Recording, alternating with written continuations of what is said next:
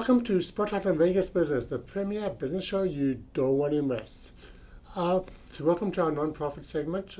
We have Cynthia Miyamoto, Miyamoto, to say that correctly, from Urban Underdogs. She has a great non-profit organization that basically helps homeless pets. That's basically people that are homeless, that don't have the resources to look after their pets, whether it be a dog, animal, whatever other animals they have. Welcome, Cynthia. Thank you so much. I appreciate it. And I've got my co-host with me, Keitha Gilbert. So, hi Keitha, how are you? I'm good. Good.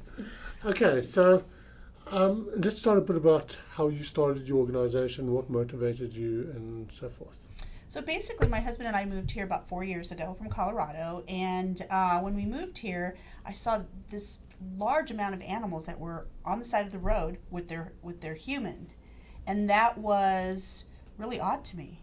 And as we got to know the city, I kept seeing more and more and more animals on the streets with their human, and clearly they were homeless. And so we started off with our Animeals program. It wasn't called Animeals at the time. We just thought, we'll feed the pets of the homeless, and we'll start doing that, because we wanted to give back to the community. And so in May of 2016, we got our 501c3, so we could be obviously classified as a nonprofit. But as I started feeding the animals that were on the street, I quickly realized that there was a huge issue with overpopulation. Early on, we launched our Nip and Tuck program, which is our spay and neuter program, and our No Cooties program, which is our vaccine program. So we just have our three programs, which is our Animeals, Nip and Tuck, and No Cooties program. So it all started because we saw these people on the streets with their animals. Okay, so with your Nip and Tuck program, do you have special vets that you use that give you special pricing? How does that actually work? And what are you looking for that kind of thing? So basically, we do. We use the Spay and Neuter Center of Southern Nevada. That's one of our primary locations. But we recently signed on Sahara Pines Animal Hospital. It's a full service veterinary office, and they're one of what we call our partners. So people that kind of partner with us. So they're part of our partner program. And so they do give us discounts. It's not inexpensive to spay and neuter animals. Many of the animals that we help are large breed animals, and obviously when they're large breed, surgery costs are based on weight. Of course. Right. So how do you find the animals that you want to help? So basically, what we do is we drive the streets. We're the team that you see going into the tunnels, because a lot of people won't go into the tunnels. In the summertime, our homeless population goes into the tunnels because it's literally 10 to 15 degrees cooler, depending on how deep into the tunnels you go. So we drive the streets, we drive alleys, we go into fields, encampments, and again, of course, we go into the tunnels and we seek out these individuals. And what's interesting about the relationships that we're building is when we initially go in and meet the homeless, it doesn't just happen like that, where they're going to say, yes, we want to get our animals fixed. Sometimes it takes, we've got one camp, and we've been working with them for 2 years, and there's 4 animals there, and all of those animals have now been spayed. So, these relationships don't happen overnight, and we understand that, and we're up for that challenge. Yeah. Because I'd imagine there's actually a huge trust issue. You've got the stranger walking in wanting to take your pet away, and whether you're homeless or you've got a home or whatever, your pet is part of your family. Absolutely. So, here's a stranger coming in saying, I'm taking your family member away. Don't worry, I'll bring him back. Right. So, are you ready? Yeah. I mean, a lot of these people have been burnt in life one way or another. Yeah. And now show somebody taking away their what could be their only prized possession, really. Right. So I guess there's a lot of trust that you have to overcome. Yeah, there's a lot of trust. When a lot of people ask us, how do you break through those trust barriers? Exactly. What we do is when we're really respectful of our homeless camps, because this is their home, and it's just like if I came to your house, I wouldn't just walk in the door and open your door and just go in and sit down on your couch. Right. I would ask for permission, and we do the same thing when we're out in the field. And so we always start with food, because as we know, everybody loves to eat, and even animals love to eat, and so that's kind of a common ground that we all have. Okay. And so we always start any conversation that we're going to start with a homeless individual or any individual that may need our assistance, we start with, do you need some pet food? Right. And at that point, they're like, oh, okay, they want to provide, help. with help for my pet. And a lot of these people classify their pets as their children, which is kind of interesting. So yeah. Okay. So how do you help when you go out to the field and stuff? Do you set up times and appointments, or? Sometimes we will. A lot of the homeless do have cell phones, so they know that texting works best because we're out in the field all the time, so we can't always answer our phone, because if I'm talking to you, I don't want to interrupt our conversation to take a call. So, the homeless individuals that know us, they know that they will send us a text. So we'll either schedule a time to meet with them and they tell us where they're going to be, or, like I said, we drive around and look for people. So it's kind of a 50-50, situation. Okay. Now, I do want our audience to be clear that you're not a rescue. Nope. You're not interested in helping. Well, I suppose we're all interested in helping, but we all have limited resources. So you don't look for strays and. No. Okay.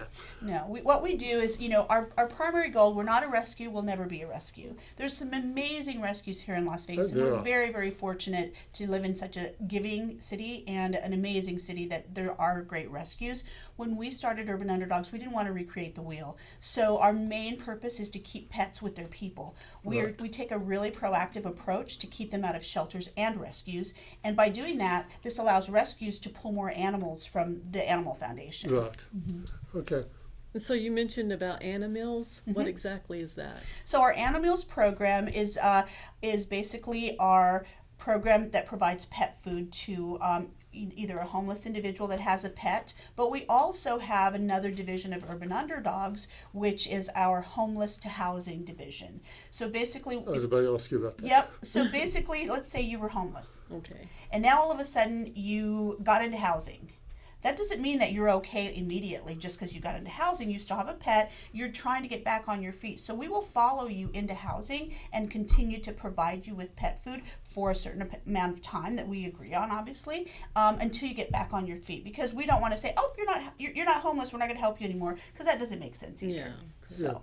Yeah, I mean, even in the low-cost housing, your expenses, even though it's low-cost housing, it's still going up. Expenses. You've still got the electricity. You've still got more things to deal with, right? Which is a good thing, but at the same time, the poor animals, they still need help. Right, and they're the innocent bystanders in all of this.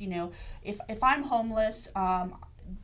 For whatever reason I'm homeless, there were situations that occurred that put me into that place. But this animal, we need to be the voice for these animals, and we want them to be healthy and happy. And a lot of the animals that are out on the streets, they're amazing. And they are so happy. And they have like this amazing life where they're camping every day. We were just talking earlier with someone about camping and enjoying. Well, this is the life that these animals lead, and in the summer we provide them with paw booties, because right now it's super hot in Las Vegas, and we've got some amazing videos of animals when they're first walking in their paw booties. It's pretty cool. But you actually raised a very good point, because a lot of people, not me, but there are people out there that have the attitude that the homeless people, they shouldn't be owning a pet or something like that. Right.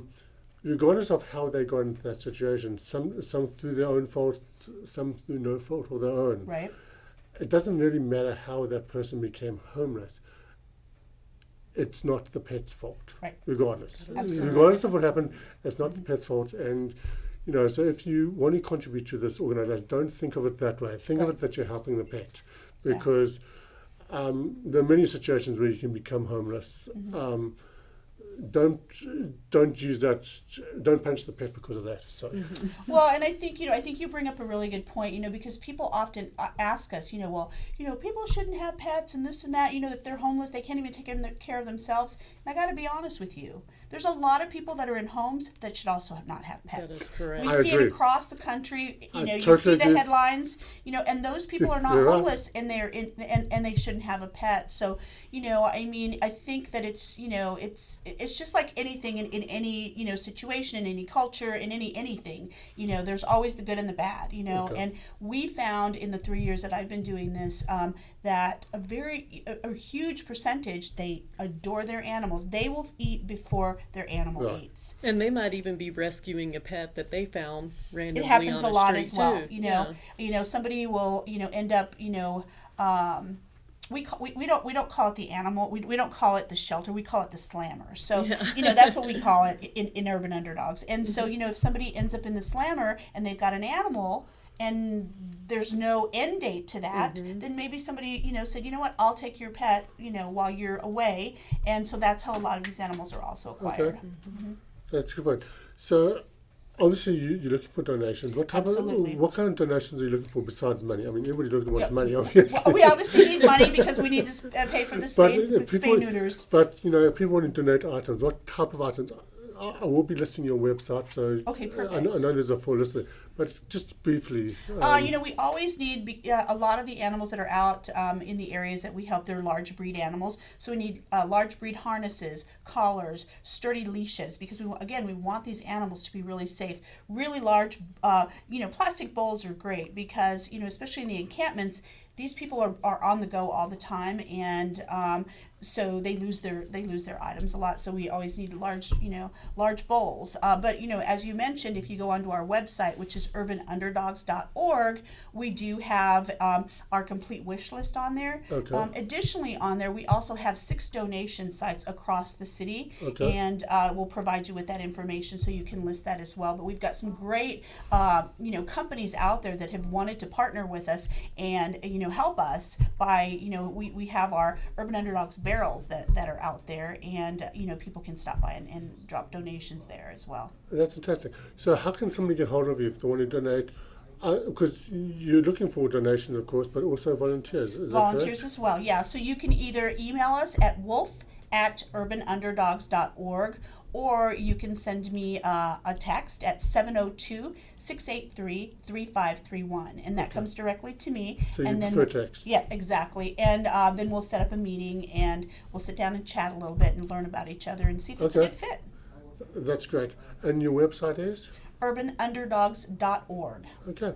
Well, Cynthia, thank you. Thank you so much for coming in. Absolutely. I think you have a great organization. Oh, Animals are dear to my heart. I know. There are lots of non-profits that help humans, which is all fun. It's great, yeah. But to me, pets are even more helpless. They're very innocent.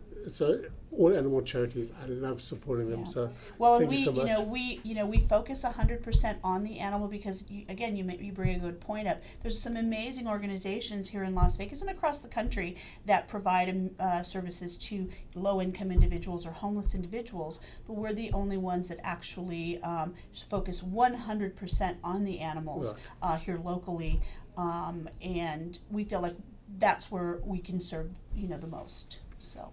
Fantastic. Yeah. Oh, thank you for coming on. Thank you very much. I appreciate it. Yeah, and until next time.